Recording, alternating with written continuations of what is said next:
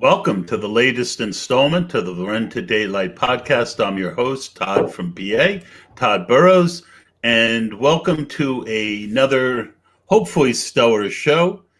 We are brought to you today by our friends at the FFPC.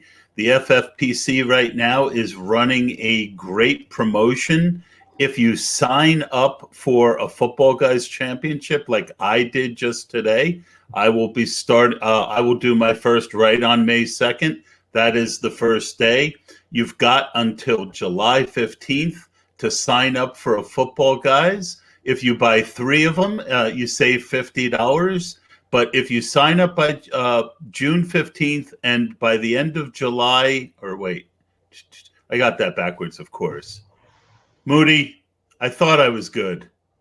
I thought I was ready for prime time. If you register by June 30th and draft your team by July 15th, you'll receive a free $35 best ball. And if you contact me and say you have your free $35 best ball and you want me to join it with you, I will do so. You can get up to 3 free best balls by signing up for 3 early Football Guys championships.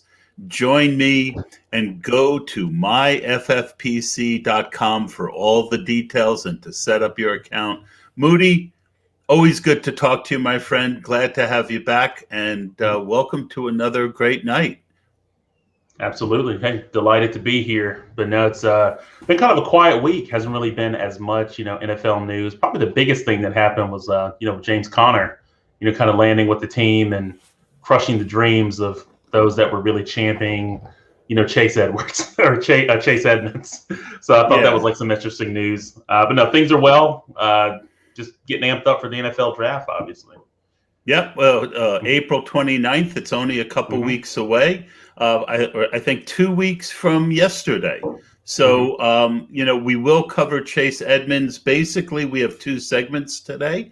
One will be on the NFL draft. That'll be around 8:45 when returning hero Shane Hallem will join us, and we'll go over the 2 position groups we didn't cover the first time, which is running back and tight end. And I got a chance to watch a lot of running back tape, so I'm really excited for that part of the segment. But first, let me bring in Billy Muzio. Billy and I did a live draft. He is a dude that I think is really going places in the fantasy space. You can check out his podcast. You can follow him at ffmuzio.com. Handily, right on the screen, you can see right where he's from. And we're going to be discussing, I put to Eric and to Billy a challenge. In the first 10 rounds, give me 3 names of guys that you are buying heavy, of you're fading hard, and 3 guys that you're just don't know what to do with, right? Like you might be fading them and thinking to yourself, man, I shouldn't be. Or that it could be a guy that you're buying, but you have a lot of concerns. So what we'll do is we'll go through the first 2 sections, and then we'll see where we're at time-wise, and we'll have more in-depth discussions. The first segment will mostly be, why do you like this guy? Why don't you like that guy? We'll talk a little bit, but I want to go in-depth with these 9 guys that we're struggling with, so that hopefully we can get to a better consensus of what is the right thing to do with these guys. Because I find, Eric, a lot of times it's these guys that you don't know what to do with are the ones that bite you in the ass. Yeah, I could see that. Plus, it's some on the other side too, guys that you don't really have on your radar that you think will underperform, that actually end up, I would say, exceeding expectations. Yeah, so it'll be an interesting discussion. I'm looking forward to diving into it. All right. Billy, welcome to the show. You've had some exciting news since the last time you were on. Why don't you share that? And I know you're looking for a couple guys for a good cause, and tell everyone where they can find you. Yeah, everybody. I'm Billy Muzio at FF Muzio on Twitter, and you can see it down here inside the video chat. For those who don't know me, I am now running the live stream and YouTube channel for Fantasy Data. along with my partner in crime, Bradley Stalder at FF Stalder. Previously, we were the fantasy football finalists. And outside that, I've kind of just been an FFPC junkie, man. I've did a lot of drafts. Failed? Sorry? Fanalist failed? No, we're still the finalists. We're just presented by Fantasy Data now. So we're just like a subsidiary, right? Fantastic. Yeah, exactly. The triple F. And so, I mean, prior to Fantasy Data, I pretty much was, like I said, I was a fantasy FFPC junkie. A lot of Dynasty on FFPC, a lot of main events, a lot of FBG teams. You name it. I mean, I'm playing it. And then there's, 20 to 25 Dynasty leagues on Sleeper and MFL and every other platform known to man. So that's You're basically a fantasy football drug addict. Yeah, exactly. As my wife would say, I'm an addict. Hi, everybody. Billy. Hi. I'm here. my name's Billio. My wife is not a Musioed. Yeah. She's not as impressed as a lot of the community with how many leagues we're in. She's like, oh, another one, huh? Yeah. And I had the nerve to offer to share one with you. Yeah. Oh, there's more coming. We all know. Every year we say we're going to cut back, and then you add like 5. So it's kind of a reoccurring theme here. I am definitely cutting back this year. Last year, lockdown really kicked my ass. I'd never done more than 8 fantasy football leagues in a year, a season long, and I joined 30 or so just football guys. Wow. And it was, I mean, I had a partner for some of them, but, after never really doing waivers, doing 30 of them was it's a full day job on waiver nights. I mean, you're there for multiple hours. It takes time and dedication, but hey, that's what separates the good from the great. Mm-hmm. Yeah, I think I'll do more main event teams this year and less FBGs, probably try and keep it to 10, and maybe with partners a couple more. But let's get to this, and we'll start with Billy. I see that your buys are A.J. Brown, Miles Sanders, and T.J. Hawkinson. I agree on Sanders. In fact, he almost made my list. But tell me why you think A.J. Brown, who I am neutral on, and Hawkinson, who I've really not gotten on board with, I think I have 1 share so far, why they are strong buys for you. So I love A.J. Brown. And last year, my partner and I am crying, I should say, on the podcast. Bradley and I were very high on A.J. Brown. I mean, we actually had him projected on our consensus rankings as wide receiver 5 last year. And it was a little high. A lot of people, that's why they call it fantasy football. Yeah, a lot of people had something to say about it. But if you look at his fantasy points, I love a strong take. I'm just busting your chops. Yeah, so if you had gotten it right, it would have been epic. So but hear me out here. In fantasy points per target, he finished as wide receiver 7. So it wasn't too far off here.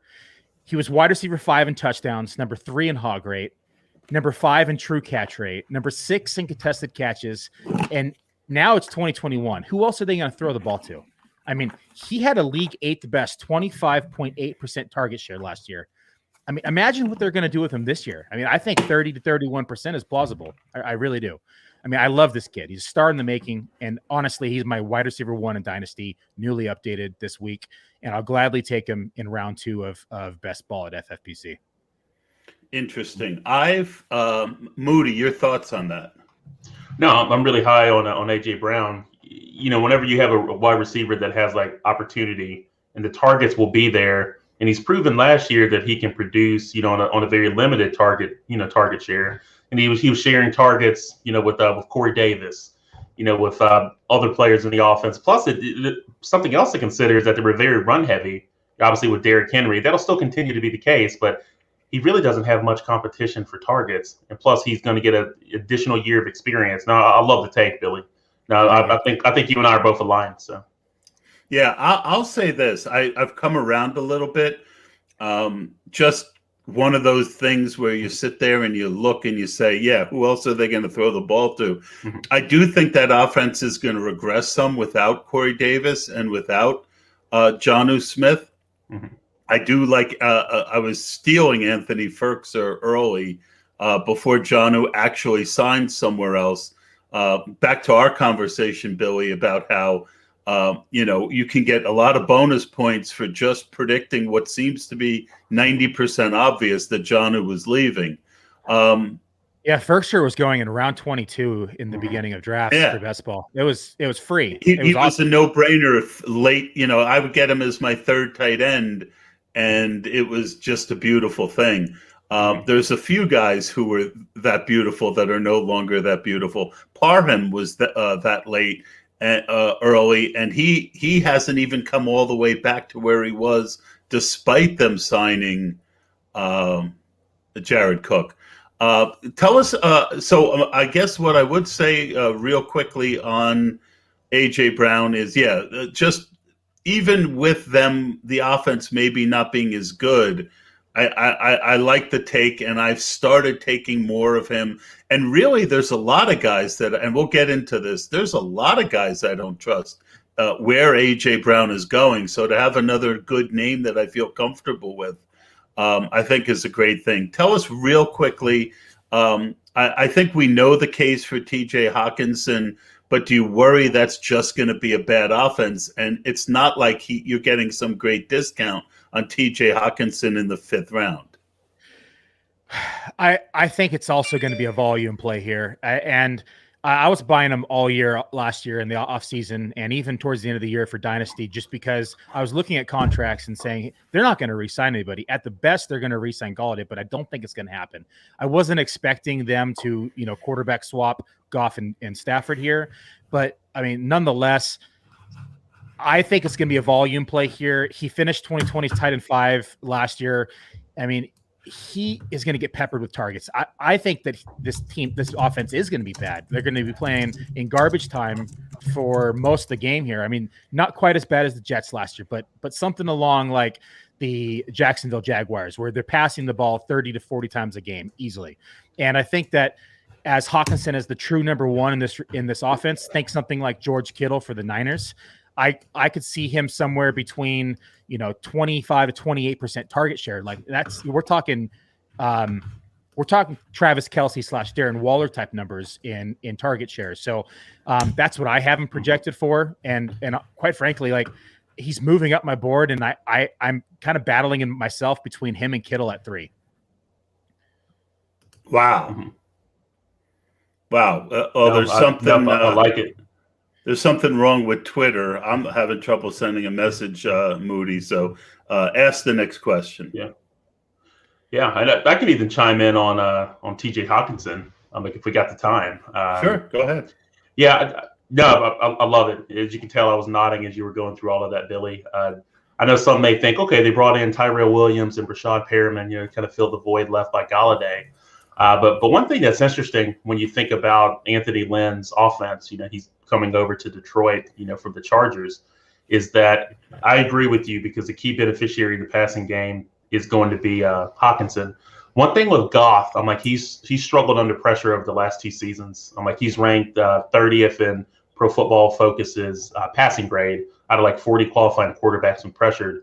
He is very good, in passing between like 0, to 15 yards. And to your point, Billy, I think that bodes really well for Hawkinson. So some may think that, wow, that's aggressive with them ranking him that high. But no, I see the logic, and I just want to let you know once again, hey, we are aligned.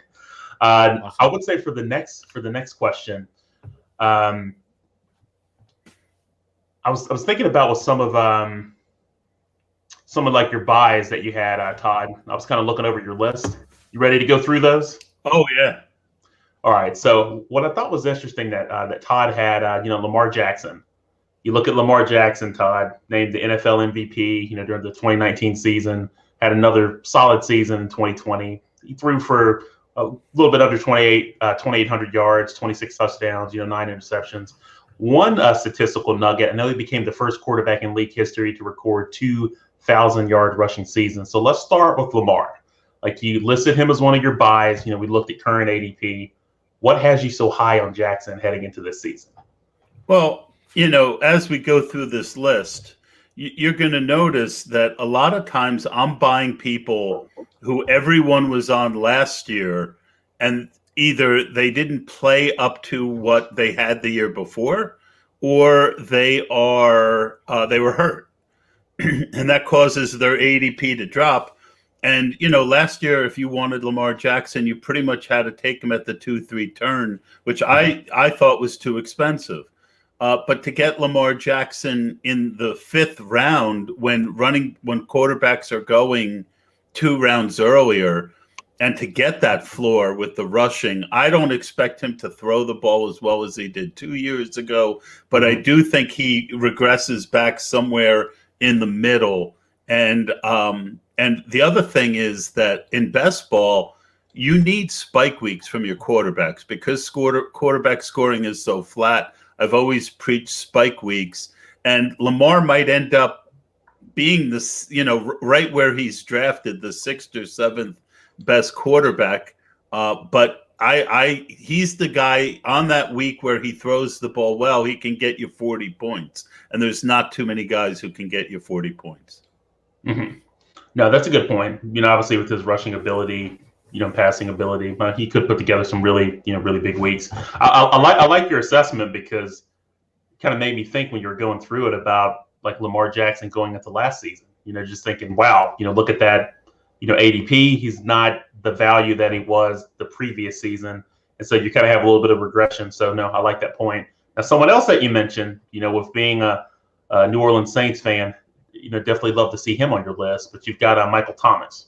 I think everyone's very familiar with his statistical body of work and what he's capable of. I know things will look a little bit different in New Orleans. Drew Brees' retirement, going to have a battle for the, for the crown, so to speak, with Jameis Winston and Taysom Hill. So what's your take on Michael Thomas? I know he's one of your buys.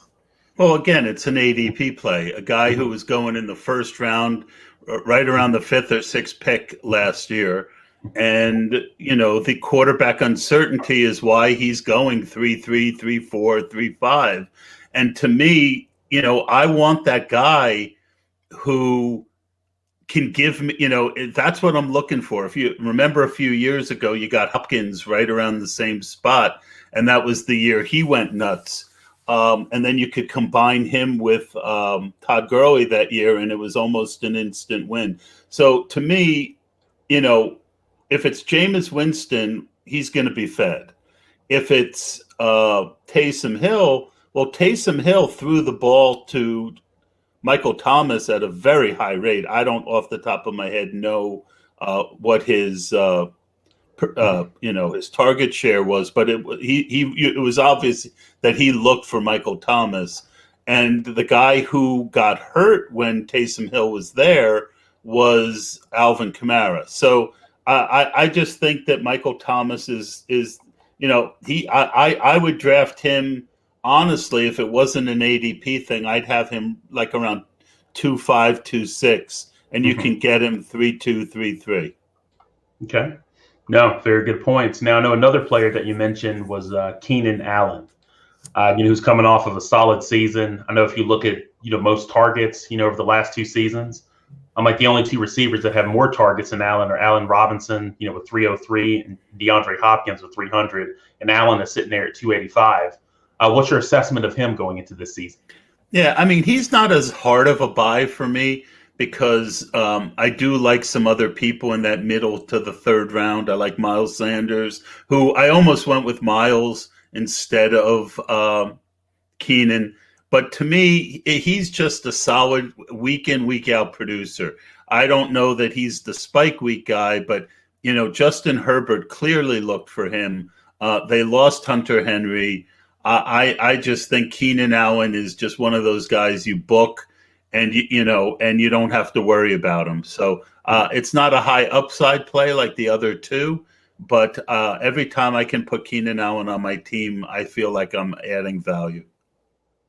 See, I really like both the receiver plays here. I'm not as high on Lamar. I just think that his attempts per game, he really has to take a step forward in the passing game in order for him to come even near his MVP year, where he was his touchdown rate was over 9% that year, and that's like Aaron Rodgers last year was 9.1. So I mean, that's the kind of caliber year he had in order to be drafted where he was being drafted. I I last year was saying he was being overdrafted. It was going to be impossible to repeat that touchdown rate for him, especially with the volume in which he's throwing. So I'm not as high on Lamar, but in terms of Michael Thomas and Keenan Allen, I think they're going to be target monsters. I mean, Michael Thomas was 27.8 target share last year, fourth best in the NFL, and that was even playing, roulette there with. I call it the man who should not be named because I absolutely hate him at quarterback, and I will refuse to say his name. So if he wins the job, I'm a little concerned. But if Winston wins the job here, I think you get a value in Michael Thomas in round 3. Yeah. Moody, let's get to your list. Your buys are F1, Terry McLaurin, CeeDee Lamb, and Joe Mixon. While neither of them are my top buys, I do agree with all of them. Tell me, though, two things. Why Lamb over Amari Cooper, literally, as he's literally going first. It's not like a value. You and I are both drafting CeeDee Lamb ahead of Amari Cooper, but tell me why you're doing that. And do you have any fears on Joe Mixon? No, CeeDee Lamb. Wow. Both watching CeeDee Lamb in college. Very excited to see what he did as a rookie last year. So with Lamb, you look at his rookie season. I know he put up 74 receptions, for 935 yards, 5 touchdowns. Now, one thing that's interesting, Lamb had 433 yards, including like 200-yard, or more games, like in his first 5 NFL games. He had no catches in week 7 and no 100-yard games down the stretch. Now, his struggles came, when Dak Prescott, was out of the lineup. I know he suffered, that season-ending ankle injury. And, with Lamb, looking back, I'm like, I think 4 different signal callers that he had to deal with throughout the year. So, Andy Dalton kind of got hurt, and they had some other quarterbacks fit in there. But you've got a healthy Dak Prescott, who's paid. He's obviously going to be motivated to let everyone know, hey, I deserve this, this contract. Then you've got all those offensive weapons that are coming back. And so I just think it's a scenario where Lamb possesses, the most upside out of that group.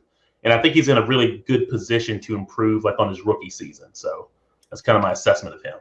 Yeah, I would agree with you. And I think one of the things I like to do is, and it's kind of something JM to Win talks about in DFS, who are the $6,500 guys who are going to be the $8,500 guys by the end of the year?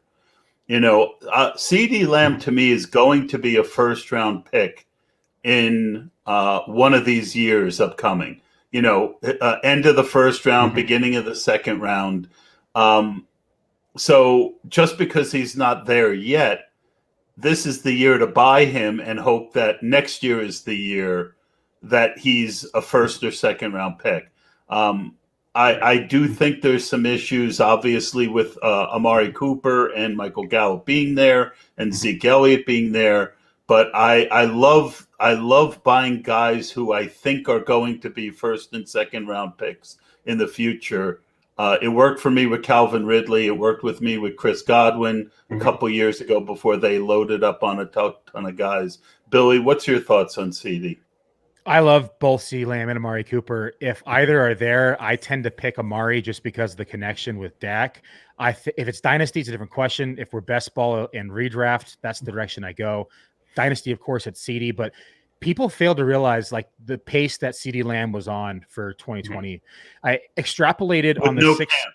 Yeah, so extrapolated. With no camp. Sorry, with no what? I mean, with no off season as a rookie. 100 exactly, and extrapolated with Dak Prescott. If Dak Prescott would have played 16 games, Dak was on pace for 6,000 yards. CeeDee Lamb was on pace for 1,325 yards, extrapolated through those 6 weeks. I love CeeDee Lamb. I'm fine either or. I usually, whoever goes first, I take the other one second just for value.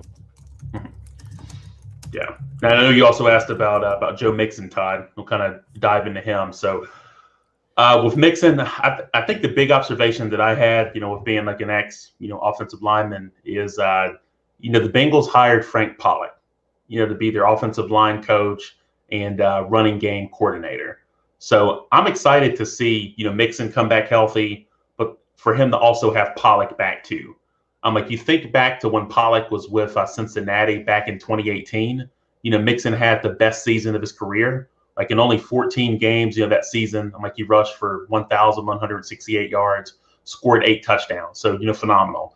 Like he's also shown flashes, throughout his career of being really productive as a receiver out of the backfield. Now, one thing, of having Giovanni Bernard there, the Bengals have not been able to really let him loose, like in that area. But I think this is the perfect storm for that to happen, for this year. You think about all the other backs that are out there, the ones with the big money contracts, Alvin Kamara, Dalvin Cook, Aaron Jones, Christian McCaffrey. They're all used heavily as receivers. And so I think that's some attention that Mixon will end up getting in 2021. I just really think he's positioned to have a monster season, and I really love his ADP right now. Got it. I can't do the Mixon thing this year. I was all in on him last year. I was wrong, and his metrics are just horrible. And it's all that O-line. He's a talented back. He really is. He himself is, I don't think, fully to blame. I mean, PFF had this line graded at a 30 out of 32. This line is notoriously bad. Everybody knows it. But even if you look at items that he is responsible for, like breakaway rate, he was 30th of 50, running back 41 of 50 in breakaway rate, 30th of 50 in juke rate, 43rd and 50 in points per attempt. I know a lot of that has to do with the O-line, but at some point you have to create yards yourself. Mm-hmm.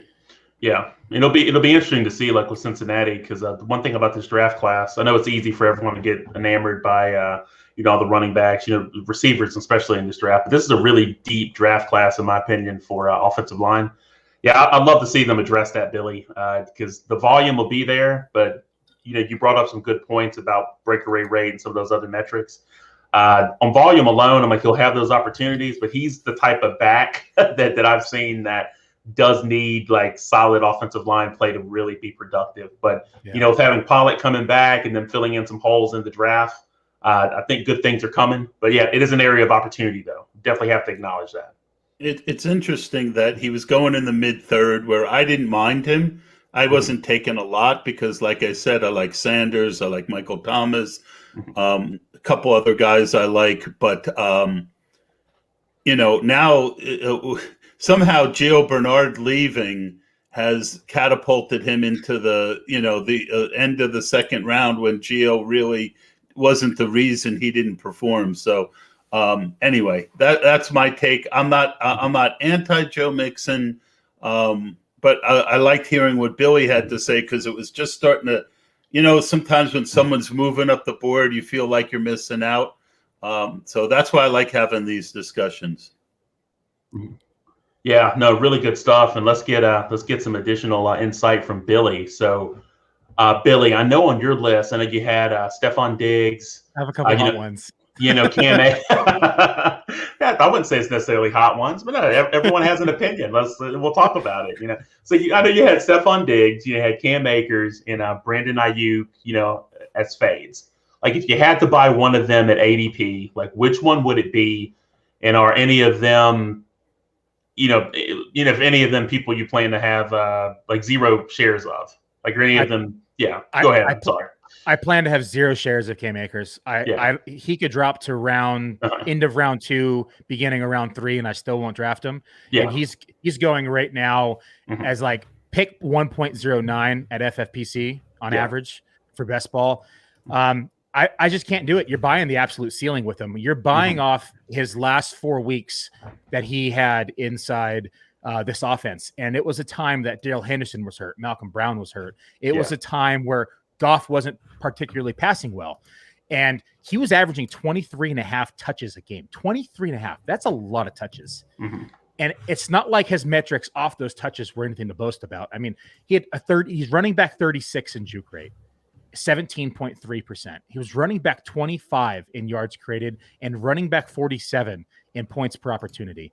I just think that you're buying an absolute ceiling. You're expecting him to repeat those last 4 weeks. And I think that them bringing in Goff signifies to me that they're going to pass the ball more, that they didn't trust the passing game last year, that now they want to throw the ball more. And keep in mind, now you have a healthy Darrell Henderson who has better metrics all the way around. He's not just going to disappear. And McVay has been known to use a 2 to 3 back system at all times. So I think that people are overestimating their return they're going to receive on Akers, and I think that you're paying too much for him. Stephon Diggs, I like Diggs. I really do. I was wrong on Diggs last year. I thought the transition was going to be bad. I whiffed on him. But it took 2 MVP caliber years for him to put up the numbers he did. Not just himself, because Diggs had an MVP caliber year last year. So did Josh Allen. And it took 2 MVP caliber years for him to do what he did. And I just don't think that narrative is going to be repeatable. I mean, people are saying, hey, the 2 just had to be married. I'm not buying the narrative. I think it was just 2 very, very hot times in both their careers. It just happened simultaneously. And I don't see it repeating here in 2021. Is he going to be a top 10 wide receiver? Yeah, probably. But I'm not going to draft him as, wide receiver 1, 2, or 3. Yeah. Well, I get it. And my problem is, Billy, that there's not a lot of guys that I like right in that range. Right. And sometimes, that's, like right now, I kind of like getting this. Like I just did a draft where I got the 6th or 7th pick, and I came back and I got Hopkins in the middle 2nd round, who I feel very strong, very good about. And I would have felt good about taking Diggs at that point. Not because I disagree with you, just because there's really not a lot of guys in that mid-2nd round that I really feel good about. I feel much better, as I've said, with a lot of the guys that are in that mid-3rd round, I have as 2nd round values. Yeah, I'd agree. And then you can't go wrong with picking him. I just think that for me, he's not a target, is what I'm trying to say here. Yeah. And to answer your last one with Brandon Ayuk, it simply breaks down to Debo being back, Kittle being back. The offense is healthy now. And I think that Brandon Ayuk had inflated numbers as a rookie just based upon opportunity and target share and who was on the field with him. And I just think that with everybody returning at a pure ADP standpoint, you can get Debo Samuel 3 rounds later. Yeah. And I would much rather just 100% agree with that one. Yeah, likewise. 100% agree. Moody, your fades are Brandon Jacobs, Kenny Golladay, and Will Fuller. I have to say, at an ADP of 4th round for Jacobs now, I mean, earlier I was with you, but now he's dropped to the 4th round, a late 5th for Golladay, and an 8-9 for Fuller. I kind of like those guys at ADP. What is it about those 3 guys that you're just not on board with? Yeah, I'd say with Josh Jacobs, probably the biggest concern that I have is with Kenyon Drake, being added to the backfield. I just had a visitor in here. My daughter came to get something. Probably can't see her in the camera, but I was like, well, we're such a big time podcast. We can't have kids walking in. I'm just like, must have come in to get something. I see it out of my peripheral vision. So my apologies there. So with Jacobs, okay, going back to Josh Jacobs, I'm like, you got Kenyon Drake, that's coming in. They have an eerily similar skill set for where, both of them excel, like in between the tackles as runners. But then also they haven't been historically used as often as a receiver out of the backfield. And you still have Jalen Richard that's there as well. And I just think it's a scenario where, Josh Jacobs and then Kenyon Drake are basically going to cannibalize each other's value, from a fantasy lens. I'd rather end up taking, Kenyon Drake or even Jalen Richard a little bit later, because I think that they're going to get an eerily similar opportunity share. So that's kind of my assessment, on Jacobs, just not a guy that I really want to reach for right now. Yeah, I get it. Golladay is, though, I mean, out of the 3 on your list, Jacobs is the one that I probably won the least of. I'm actively buying Kenny Golladay end of the 5th round. I think that he's exactly what Daniel Jones needs. And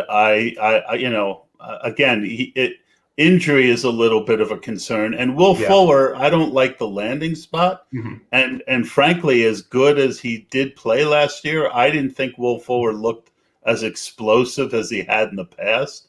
Yeah. But at an 8th, 9th round ADP, when you consider the Drek that is available at running back in that range, and tight end, and it's after the quarterback run.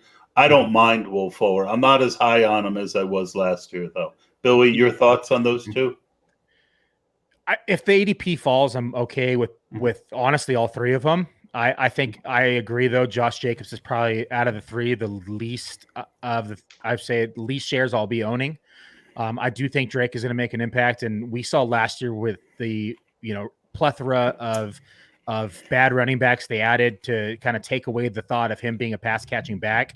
I think them bringing in Drake signifies, hey, and reiterates at the same time that, hey, he's not our pass catching back, and because Drake is a much better pass catcher than he is. So I would agree on that one. If the ADP falls enough, of course, I would take him. Out of all those, I agree with Todd here. Galladay is actually one I'm actively pursuing. I think it's a value at this point because there's not many people in round 5/round 6 that you can get that could and have the talent to put up 1,200 yards and double-digit touchdowns. So I'm not saying it's happening, but I'm saying it's not out of the realm of possibility. Yeah. I'm like, you're right. It's not. I just think that the targets will end up being a little bit more diversified than many people think in New York. I'm like, you still have Sterling Shepard that's there. Everyone has tended to have forgotten about Darius Slayton, who I'm like, even looking back to last year. Now I will be candid. Like with a guy like Slayton, he's not cut from that alpha number one wide receiver cloth. Galladay is better positioned for that. So I think Slayton will thrive even more playing alongside a guy like Galladay. I'm like, to your point, Billy, I'm like, he's a great fit, for Daniel Jones. Todd, you kind of mentioned that too, for where I'm like contested catches. I'm like, he's the guy. That's what Daniel Jones definitely needs. But we also have Saquon Barkley that's coming back too. And then if you know about Jason Garrett and kind of how he operated in Dallas, as the OC/head coach, I'm like, he does tend to lean heavily like on the running game. So those are just some concerns. I just rather have Shepard or Slayton a little bit later because I feel like I'm going to get similar production. So. I love Slayton in the late 20s and the mid 20s. And I think your thought process is correct. And I just in perspective, like Bradley and I both don't even have Galladay projected for 1,000 yards. Like we're both in the high 900s. And I think that your analysis is correct. I'm not arguing that point. I just think that the ceiling play in terms of best ball, the ceiling play is there. Yeah, no, absolutely. Good stuff. Trying to think about if I needed to add really anything about Will Fuller, but we'll save that. We'll save that for another day. I want to go back to you. Todd. I know that you're fading like Antonio Gibson. Looks like J.K. Dobbins, and then Travis. I'm going to butcher his. How do you pronounce his name? I just call him the ATM. I call him the ATM. Yeah, just like the ATM. There we go. I'll go with that. I was just like, wow, I've never had to pronounce like his last name. And I've sat there and had like a brain moment. But I know you mentioned those three players there. So I think one observation, as you can tell, they're all running backs. I'm like, does it have, with them being like a running back, I'm like, does it have to do with why you're fading them? Yeah, it does. Well, I think all of them, rule number one of the early part of the draft is thou shalt not fuck up the early part of the draft, right? I mean, that is that's the rule. And so, like with Diggs, Billy's comment was, well, the ceiling, right? So I don't like drafting and Akers, same thing. I don't like drafting guys whose roles are two down backs, right? Gibson can catch, but McKissick isn't going to disappear. I love Dobbins as a player. If he was going in the 4th round, I might have, an unlimited amount of shares of him. But in the 2nd round, I feel he's being drafted at his ceiling. And Travis ATM is, a guy who I think is not as high on my rookie board as the consensus. So basically what I'm doing there is, if you study the RotoViz stuff, wide receivers outscore running backs throughout the whole draft. So how I've been handling most of my drafts this season is try and get one running back in the first 2, maybe 3 rounds that I really feel can be my number 1 running back. and then take more shots later, load up on the other positions, have a solid team, and then hope that, one of my 6 other running backs each week gives me, 10 to 12 points, and I win that way. So, yeah, I just think that the wide receivers are a better option than drafting a bunch of running backs at their ceiling. You got to realize that because of positional scarcity, that is the one of the biggest traps in drafting. And there's no position where there's more positional scarcity than running back. So to give up that that prime, round 2 pick for a guy that doesn't have any ceiling, it's just not for me. I like Gibson. I do. I think that I like him. He's the one that I would consider the most. So I actually own quite a bit of Gibson this year. He typically, like where the draft falls, though, I'm usually taking Sanders just because where I'm at in the drafts. I keep getting placed in like the top 3 in every single draft I'm in FFPC. It's kind of driving me crazy, quite frankly, because there's just not a lot of diversity when you're in the same positions. But in terms of Gibson, I think that Rivera with this defense, I think that they're going to revert kind of back to more old school football. They're going to play defense. They're going to run the ball. I don't think they're going to ask Fitzmagic to throw the ball 35, 40 times a game. Can he? Yes, if they need to, 100%. But I don't think they want to rely on that. I think they're going to use these, players like Gibson and McKissick and Curtis Samuel and Terry McLaurin and, especially the gadget side and really create some mismatches and spread this field and really open up the running game. So I like Gibson. I think that I'm fine drafting him middle round 2 where he's been going right now. I think that he has the potential, like you mentioned earlier, Todd, of being a number 1 pick in the coming years. Not number 1, first round pick, I should say. You think Gibson? Yeah, just because wow. I think that he has the talent. I mean, he had 44 targets last year. That was running back 25 on the year. So he's sneakily being targeted in the passing game too, even with McKissick being peppered. So I would assume we lose Alex Smith, the captain drop off. We do. And Haskins, captain drop off. Which to me it signifies more old school football. They're gonna, throw the ball. It's a fair comment. So we kind of did what I wanted to do in the next segment, and we're only about 3 or 4 minutes away from we were supposed to get Shane in, and this is what I was afraid of. So what we're going to do is we're going to bring Shane in and allow him to be part of this next segment. And hi, Shane. And then we'll get to the rookies after that, and then if we run a little long, we run a little long. So what this segment is these are the guys, we've covered the guys that we're drafting and the guys that we're not drafting. These are the guys who we might be drafting, but we don't feel good about it, or we're not drafting them, but it's tickling us every time we pass them. Like, am I missing something here? So, Bill, I'm just going to give the 3 lists, and then I'm going to pass a name around the room. So Billy's were Pitts, Edmonds, and James Robinson. Moody's was Julio, OBJ, and Edmonds. So we've got 2 Edmonds. And mine is Justin Jefferson, Kareem Hunt, and Myles Gaskin. So those are the 9 guys. Can we all agree that the Chase Edmonds question was kind of answered by them signing John Connor? That, I originally had him in a 10, 11, 12th round as being Edmonds' value. Is there anyone here who still thinks he's an 8th round value? I'm on the fence right now about it. That's why I have him on this list, because for me, I was more worried about Arizona adding a running back in the draft. Somebody like a good running back. I'm not talking. They still could. They still could, yeah. And that's why signing Connor cheap doesn't preclude that. So, but for me, I think Drake's a better running back than Connor. So for me, if anything, it actually bumped Edmonds up seeing Connor go to Arizona. I just think that it solidifies his role a little bit more. So I'm playing a little bit of, kind of a contrarian take here. But I think that if they add another running back in the draft, I'm 100% out. and especially if it's a talented back. But as it stands right now, them signing Connor to me at least gives me a little bit more vote of confidence that Edmonds may be their guy. Myles Gaskin is the other running back who's going in that area.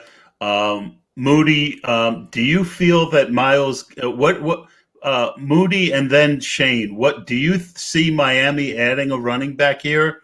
I mean, I have 20% Gaskin because he played really well. Mm-hmm. And if they don't get one of the top 3 or 4 running backs, Gaskin is way underpriced. Mm-hmm.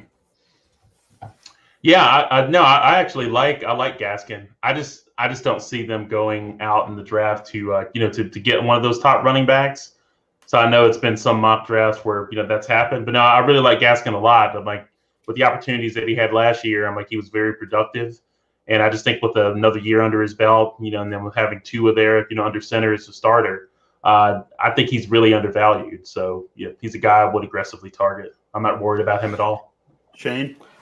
I'm worried about them drafting running back. I mean, every pro day that they've been at, when they went to Clemson's pro day, Miami's now co-offensive coordinator, former running backs coach, is the one that led Travis Etienne through the drills. He was the one that was right there, was doing it.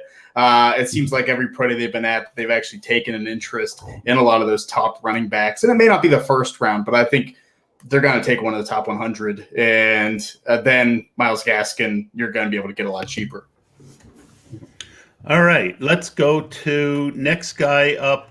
I want discussion on Justin Jefferson, because to me, he's another guy that I love the talent, love the player, the ADP. Just again, we were talking earlier about guys who you can get the other guy on the team much later. I feel so super every time I get Adam Thielen in the 6th round. Justin Jefferson in the 2nd round seems a little kind of top of opportunity. Billy, your thoughts on Justin Jefferson? I like the talent. I think it just really depends upon the format that you're in. If we're purely talking best ball, I would rather wait and take Thielen than take Jefferson. Around that same ADP is AJ Brown, who I actually prefer over Jefferson. So there's just other players. Noted. Yeah, there's other players in that area that I would just rather target than Jefferson at that ADP. Anyone banging the table for Jefferson at the end of the 2nd round? Not in redraft, no. No. All right, the next one we'll take is Julio Jones, who is going in the mid-4th round. Moody is not feeling the love there. I got to say, anytime I can get Julio in the mid-4th round, I'm a pretty happy guy. Billy and then Shane, what are your thoughts on Julio in the 4th? I'll take him in the 4th. I think it just depends upon my team and my position theory and roster construction. If I need a wide receiver, I'll take him there. It just really depends upon where I'm at in the draft and if I'm comfortable taking him at that point. Shane? I'm with Moody here. I mean, look, I think Julio could be a great value there, but I would much rather just take a younger receiver and, know that cliff's definitely not coming. I think Julio's cliff is coming sooner rather than later. Could be this year. I'd rather just pass and look at receiver elsewhere. All right. Yeah. James, we got 2 more names. James Robinson, I think, is an interesting one because I think most people just consider him a buy. And I don't know, I might have one James Robinson share. And it's not that I'm against him or I think that they're going to bring in another running back. I just think that offense is going to have more than one running back this year, where he was alone last year. I think they will bring in somebody. And I also think that Trevor Lawrence runs the ball pretty well. And, I just don't think he's going to be, I just think that the whole offensive planning is going to be better. You're going to see more short passes, getting the ball out of Lawrence's hand quick. I don't know. Shane, I really want to hear your thoughts on James Robinson. Like I was the biggest James Robinson supporter pre-draft last year. He was my RB11 before the NFL draft, and Wow. so I'm a ton of places. Like I was super high on him, but I'm kind of with you, Todd. I mean, I think it's just he's not going to have that volume. So he's one of those guys that I will draft, but feel a little bit skittish about because I think a lot can go wrong for him. My hope is he'll be a little more efficient with a better offense, even if they do have someone else take some carries and that percentage goes down. But I think it's going to be tough for him to match those numbers from last year. Moody, your thoughts on him? Yeah, no, I am worried because I do see them adding on another running back. Jacksonville is part of that committee. Then also kind of worry about game flow. I'm like, opportunity share was huge for him last year. But I just don't know if he's going to be able to get the touches, to be successful. But again, to Shane's point, I'm really high on James Robinson. I love what he did last year.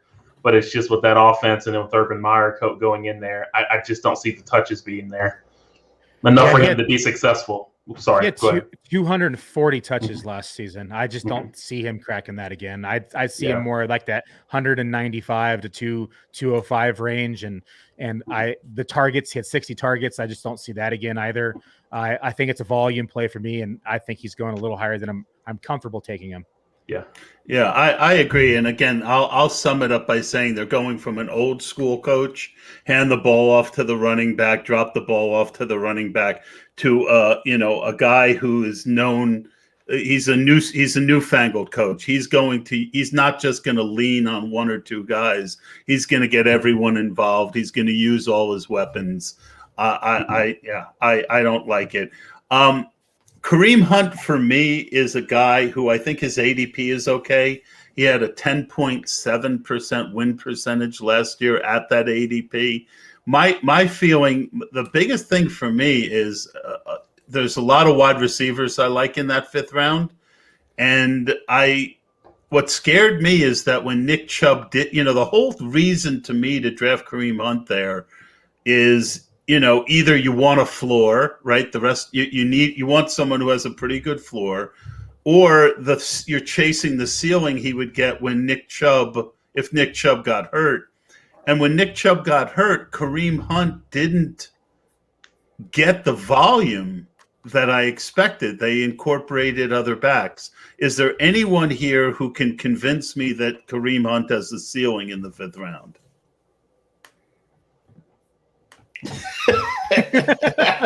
Nope. All right. Last year he was great value. This year it's a little high. It's a little steep for my board. He's going right around where he did last year, though. Yeah, but last year I just felt like it was a little bit. I don't know. It just felt better. It was just in the soul. It felt better because you had the hope that Chubb would get hurt, and then Chubb got hurt, and if you do that RotoViz before, with and without, I forget the name of the exact tool, he scored like 0.3 points more with Nick Chubb out. I mean, I want a guy in the fifth round who's going to, be that, that guy who can be a second round pick next year. And I don't see Kareem Hunt being it. Speaking of guys who have a little bit of hype, we're going to finish this segment with Kyle Pitts. And we'll count it as Shane's segment on the tight ends. Shane, do you feel like he is being overdrafted? He's obviously clearly the number one tight end. But give us your thoughts on Kyle Pitts and his ability to transition year one going, what's his IEDP right now? 6th, 7th round? Kyle Pitts is a fantastic player. I don't think you'll find someone that says Kyle Pitts is absolute garbage, right? No one's going to say that. I mean, he is his size, his athleticism, his wingspan, the way that he adjusts the football. He's really, really good. And I think because there isn't another tight end in this class that even comes close to that, I think it kind of props him up even more. When we had the TJ Hawkinson year, we had Noah Fant, we had some guys that could kind of be comparable. And I think Kyle Pitts is getting a little bit too much love, though, for year one. He's still a tight end. As he said, there is not any team that asked him to play receiver or run receiver drills. They're asking him to be a tight end. And the reason why tight ends have trouble in the first year or two is because half of their game, their training, their preparation, their film is blocking. That's not something Kyle Pitts does very well.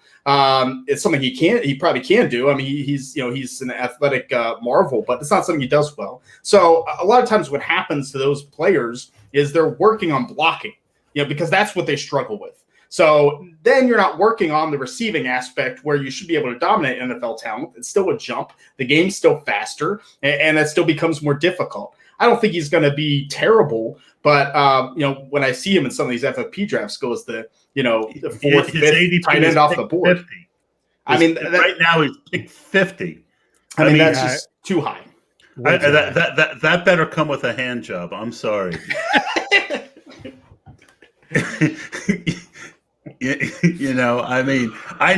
I'm sorry, Moody, but I got to get some extra benefit out of drafting a rookie tight end at pick 50 in the FFPC. I mean, I've seen people say he's locked for 12 touchdowns. We've had one rookie tight end have 12 touchdowns in NFL history in 1961. So, you're telling me was that John Mackey? No, it's Mike Ditka. Ditka, that's right. Yeah. So, how is Kyle Pitts is not going to hit those heights, and I think people are just getting way too hyped because we have a lack of tight ends. If we had better tight ends in the NFL right now, people wouldn't be as interested.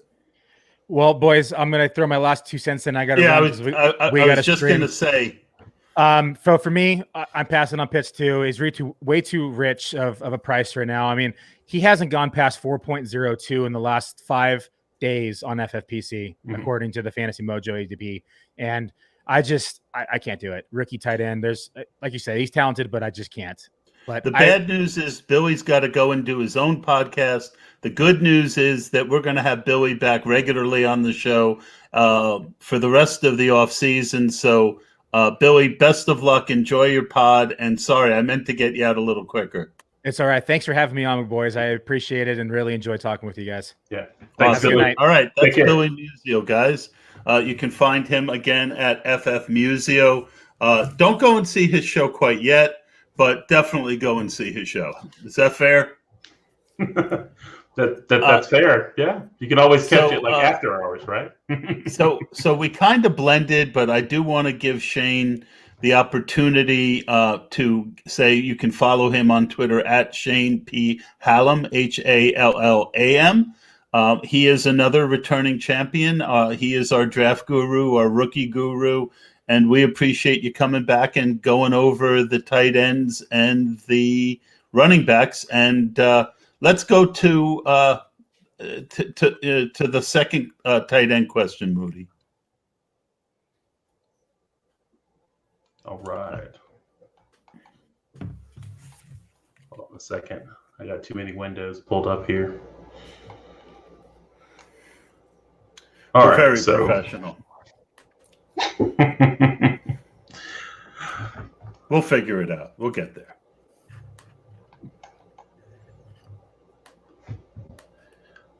All right. Help me out a second here, Todd. This thing is not loading up for me. I'll tight end is a tough spot this year. I haven't had a chance to view other tight ends. I really want to spend most of our time, Shane, on the running backs. But give us just a quick breakdown on the other tight ends in this draft and which, if any, would be on your radar pre-draft as guys who maybe you should take as your third or fourth tight end in the FFPC. I think the other guy is Pat Freiermuth, the tight end from Penn State. I think he's going to be a top 50 pick, worst case, in that second round. He's a player that's been very successful from day one at Penn State. He's a two-way player, can block, soft hands, can catch, has that size, nice red zone ability. If he wouldn't have gotten hurt this past season, he had a knee injury, and if that wouldn't have happened, I think he could have had a shot at the first round. So I think he's actually coming at probably at a value in some of these FFPC drafts where you can get them fairly late and have someone that has a lot of upside. So I really like him. I have him going to Jacksonville in round 2 to kind of fill that position and another playmaker for them. And then I think it really starts to get tenuous. I like Brevin Jordan, the tight end for Miami. I've really liked him since high school. He's a very good athlete and a really tough player. They played all around the formation, inline, receiver, H-back. He kind of did a little bit of everything. He doesn't have the ideal size, and he kind of flunked his pro day. So I think he's kind of fallen down. So I think it'd be really tough to take him in that sense. And then probably the last guy for me that's even worth looking at is Tommy Tremble, the tight end from Notre Dame. Had less than 20 catches this year, but super athletic. Was just behind a freshman phenom and Michael Mayer. And Tremble's getting a lot of buzz. I think he's someone that is going to have a better pro career than college career. But it's a light tight end class. Tight ends going out of vogue in college. It's not really going to get much better in the future. Yep. All right. So let's go over to running back then. Yeah. No, let's do it. So I would say for running backs, like who are your top 4 running backs, Shane? Like who are your top 4? I mean, we have kind of the big 3, right? Like everyone kind of knows the Najee Harris of Alabama, Travis Etienne of Clemson, Javonte Williams of North Carolina.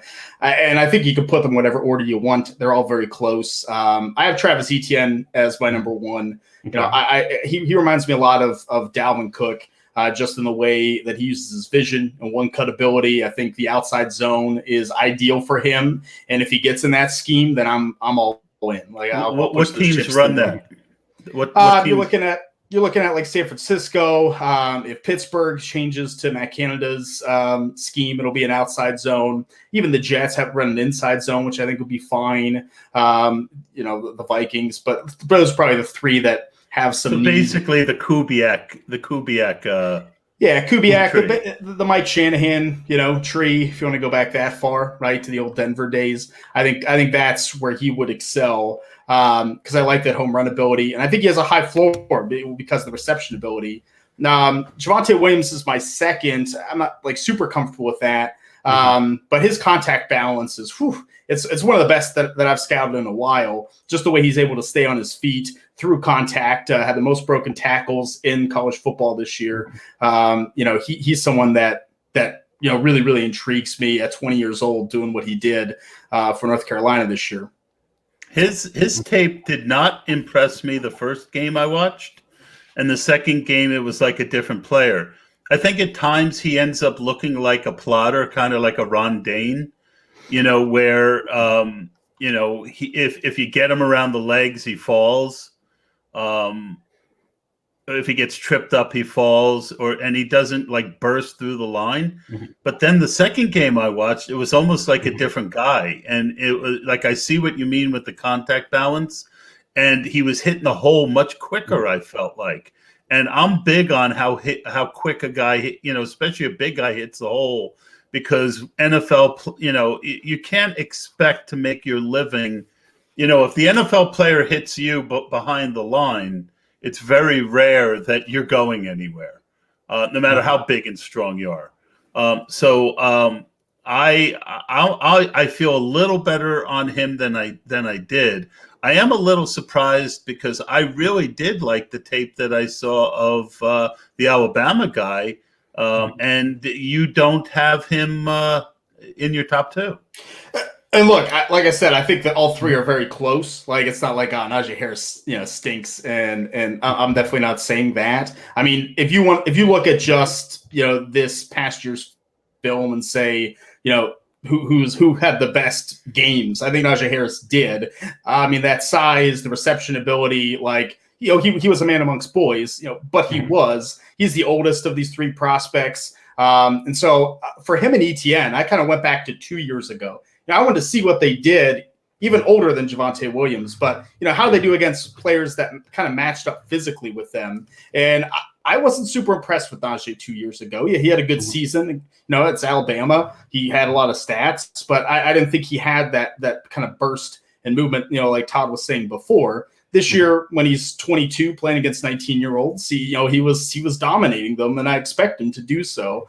That's what I think. Like Javonte Williams at 19, progressed through the season, and I think Najee Harris might be a little bit maxed out. That's my fear with him. He's going to come in, and I don't think he's Derrick Henry. I think he could be a player that maybe lacks that true upside to be as dominant. But I don't know how you guys feel on that.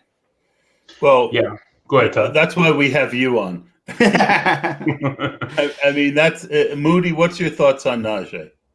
No, I like Najee, quite a bit. I'm like, you look at his statistical body of work, it's impressive. And I think it was really surprising to see him return, for his senior season. But he had a monster year. He finished with 305 opportunities and had a little bit under 1,900 yards, per game. Or total yards, per game. That would be very impressive. I know he was very good, at yards after contact. You look at Pro Football Focus, he ranked third among running backs, in that metric. But he's essentially like a plug and play, 3-down back, for any team, that's draft him. I just think he's been covered and discussed so much. I think it's easy for the public to be like, oh gosh, here we go, Najee Harris. We're pounding the table for this guy again. But I'm really excited to see, where he ends up going. But something else I wanted to bring into the conversation. So you look at Waldman has Sermon as his first running back. Shane, we'd love to get your thoughts on that, my friend. I mean, I don't think Trey Sermon's on the level of those top three. He's my RB5, which I think is solid. I think he goes in the late second round. I think he's a good player. Yeah, right. I got it, Todd. I think he's a good player. And if you watch the Northwestern, the Clemson game, you come away like this guy is, the next big thing. And he has that kind of short area quickness despite his size, really good pro day workout. There's a lot of things to really like about him. I like his cutback ability. I like his ability to make that one cut, see one cut and get to an alternative hole. Mm-hmm. I thought that was the thing that jumped out the most to me on his tape. And that's why I think he's another guy. I want in his zone scheme because he can make that one cut, and that's really what he has to do to have success. Yeah, I think you put him in a power scheme where he's, it isn't going to cut back. Then I think it limits what he does well. So I think he'll be a little bit scheme dependent. But I like him. I mean, I think if Pittsburgh doesn't take Najee Harris or Travis Etienne in the first round, I think Trey Sermon's going to be their pick in the second round, and I think that would be a good fit for sure. For which team? The Pittsburgh Steelers. Yeah. Oh wow, that would be good. Yeah. We talked about that. You mentioned that he's your fifth. We know the top three. Who's your fourth back, Shane? I like Kenneth Gainwell, the running back from Memphis that opted out this past season. And he's much different, I think, from the other four. I don't think Gainwell's going to be, a 30 carry a game guy. But, he has that outside kind of electric ability, catching the football. I think it helps that Memphis has produced now a number of NFL running backs. I think teams will be impressed with that. And I think what Gainwell has really good vision in open space. I think he's good at taking some good angles at, using his feet and his body. He kind of moves his body really well so that, he doesn't take big hits. Sometimes that can be really nice, especially for fantasy and dynasty for long-term running backs, guys that are going to hold up. I think Gainwell is one of those guys that rarely takes a big hit. He knows how to shift his body weight and avoid a big tackle, and usually that can keep him balanced. So I think some people have forgotten about him because he didn't play this past season, but I think he's in that top five, that second day of the NFL draft mix. I think people, Moody, compare him to Gibson and to Pollard simply because they played on the same team. I don't see the explosiveness of the other two guys. And I think it's just a misnomer to compare them just because they were on the same team. I do think he has some qualities that are similar. What are your thoughts on Gainwell, Eric? On Gainwell? Yeah, All right, hold on. it's okay. I'll throw that to Shane. Shane, no, that's fine. I was just having some. No worries. Audio wasn't coming through. Sorry, guys. Go ahead, Shane. Yeah, normally women don't listen to me. So. Wow, I did hear that though. Yeah. So Shane, you heard the question. What are your thoughts on the comparisons? And do you agree with me that he just doesn't have that kind of quick?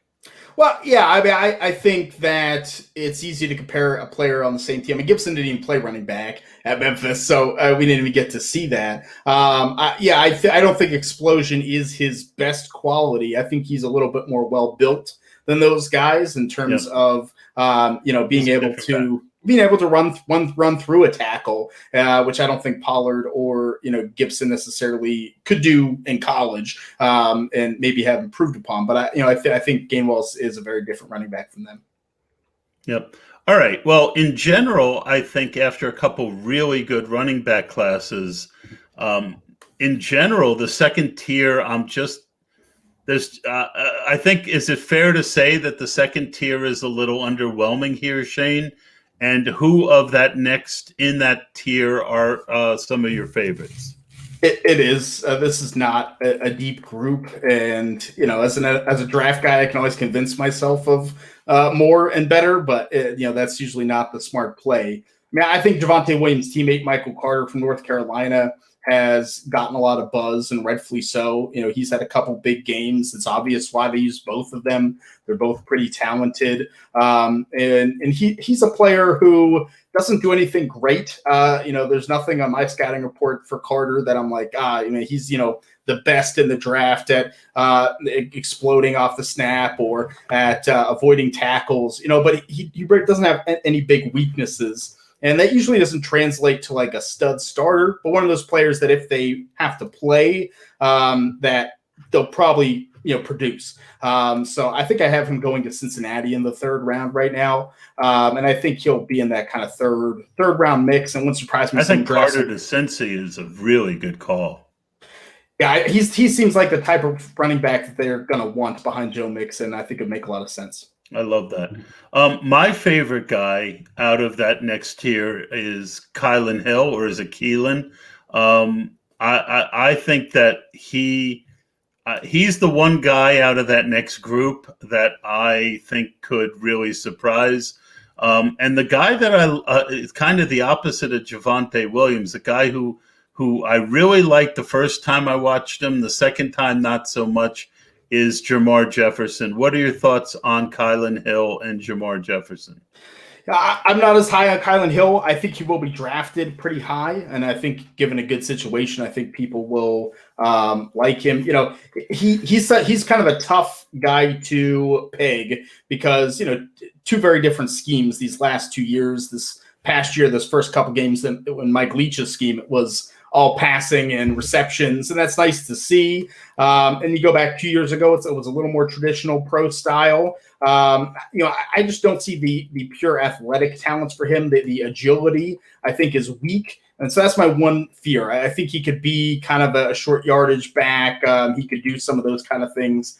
But I have some questions. And Jermar Jefferson, I think, has similar questions as well. Like, I love Jefferson's vision. I love, I think he has a high football IQ. He obviously knows, a lot of what the defense and offensive line are doing. He's just not super athletic. And in the NFL, it's rare that those players have, end up as starters for a long time. I think if you just don't have that top athleticism, it's really hard to kind of crack through.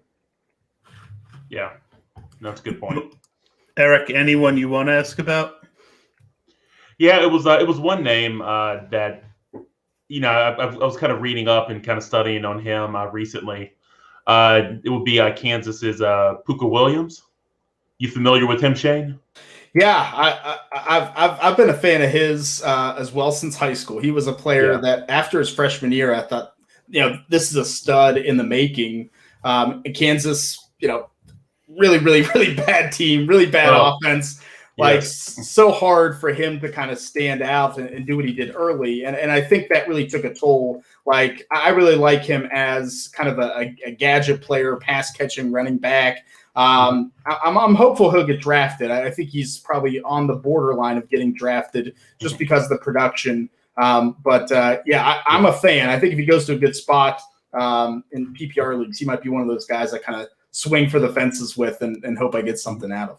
Yeah, because I could even see him potentially go anywhere from round 4 to round 5. I'm curious to see what position he ends up playing in the NFL.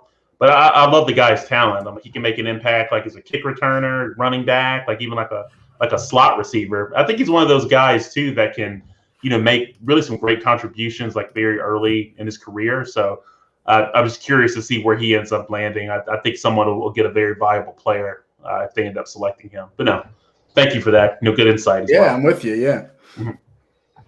Yeah.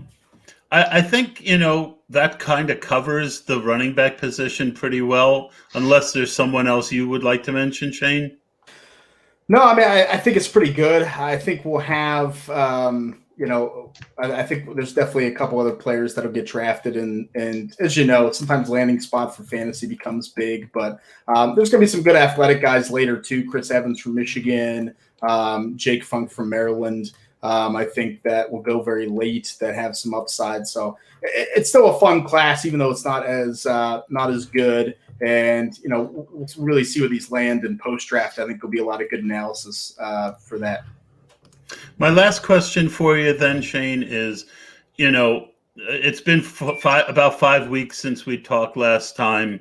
We've had pro days. We've had a lot more time to analyze. Give me the guy who has gotten your attention maybe since the last time we were on at the other positions. And what do you make of this whole do you think it's a smoke screen out of San Francisco for Mac Jones? Now the betting line has gone back to Justin Fields at 3. So I'll say the kind of 2 guys that caught my eye since the pro days. One, and we may have talked about him last time, was Nico Collins, the receiver from Michigan. He's a player I liked who opted out. Michigan's been awful at developing talent, offensive talent there, which is kind of stunk. But, I mean, he's massive. He's huge. He's super athletic. Top 3 athletic receivers for his size in this draft. He's someone that I'm kind of banging the table for now. If he goes round 2, round 3, you need to have him on your fantasy teams. So I think he's that type of player. And then the name again? Nico Collins from Michigan, wide receiver. I'm gonna have to watch him. Yeah, he's my wide receiver 11 at this point. It's a good class. So, and then kind of the deep guy for me is Jacob Harris, receiver from UCF. Tight end receiver, kind of hybrid. We'll see where he plays. But he's a player who doesn't run a lot of routes. I can't really catch the football. Neither of those things, that's not good. But super duper. Typically, it's bad. Typically bad. But he's one of those off the charts athletes that the pro day. I hadn't even watched him before the pro day, and once that happened, I said, okay, there's something here. He's going to go a lot higher than he probably should. But it is someone I think to keep an eye on if he gets in a spot that can develop receivers well. And as for Mac Jones, I don't think San Francisco's taking Mac Jones. I haven't taken Trey Lance in my last mock. I'm probably not going to have him taking Mac Jones unless it comes out before the draft in my final one. I don't think San Francisco knows. I think it's real possible they haven't made that choice yet. And if they have, I think there's probably 4 people in that organization that know. They're very tight-lipped, and if they do know, it's probably the coach, the GM, and the 2 head scouts, and that's probably it. And that's how they've really operated, since Lynch and Shanahan have been together. Yeah, I still am standing by my comment that it's the most Jets thing ever, that Sam Darnold goes to Carolina and becomes, I don't think he's going to be an all-pro, a Pro Bowl guy, but I think Sam Darnold has more talent than any of the 3 guys as a thrower than Zach Wilson, who, I still think that they should have kept Darnold, signed him on the cheap, and traded that number 2 pick. But, it's the Jets, and they're going to take I think you said you had Wilson as number 4, right? Yeah, he's number 3 for me now. I'm not sure if that's changed from last time, but I think Fields is heads and shoulders far above him. Mm-hmm. Yeah. Yeah. The only thing about Fields is that little bit of a hitch in his throwing motion. That's I noticed again. I don't watch a lot of college football, but I noticed it right away when I was watching him in that awesome performance of his. Will that but to get a guy that tough, that good on the ground, so many other good things. Boy. I've always had a soft spot in my heart for the Jets because, growing up in New York, when I was 7, they won the Super Bowl with Joe Namath. They were the AFL team, so I rooted for them on Saturdays and the Giants on Sundays. But boy, Jets. Oh, God. All right. Well, Shane, tell everyone where they can find your work, and I think we'll get out of here. Yeah, hey, I appreciate you guys having me always. It's always a good time. You can find me on Twitter at Shane P. Hallem. I write for fakepigskin.com. I do a podcast called The Devy Marketplace about Devy fantasy football. So if anyone listening is interested in that or learning about that, feel free to look that up wherever you get your podcasts. All right, everyone. That's Shane. Shane, thanks for coming on. Thanks, Shane. And Eric, another good show in the books, my friend. Yeah, no, it was good. Yeah, it's always good to chat about some of the prospects and then kind of those sleeper players too. It's I know we talk so much about the bigger names, but it's a lot of kind of under the radar sleepers that can really excel at the next level. Based on their landing spot. So I know I was trying to uncover a lot of those players for a newsletter that I had last week with Moody Fantasy Facts. So I kind of had like 6 or 8 kind of under the radar sleepers and just reference articles that I pulled on them. So that was good. It was also good having Billy on. That was my first time having a chance to really interact with him like in a medium like this. And so he's super sharp. Yeah, no, absolutely. So it was good kind of being able to hear him, and definitely have to check out his live stream with fantasy data as well. So no, really good show, Todd. Anything else on your mind that you want to share before we shut it down? No, I don't know what we're gonna do next week, but we will have a show. We'll TBD, and then obviously we might pass on doing a show during the draft on a Friday night. Probably everyone wants to watch the draft.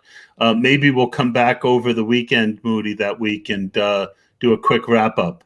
But that's going to do it for this week. I want to again thank our friends at the FFPC.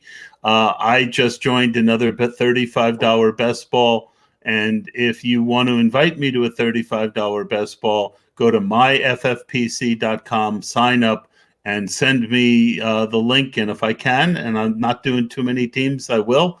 And shout out and say hello, Eric. Always a pleasure, my friend. I'll see you next week. Yeah, likewise. Everybody take care. All right, that's going to do it.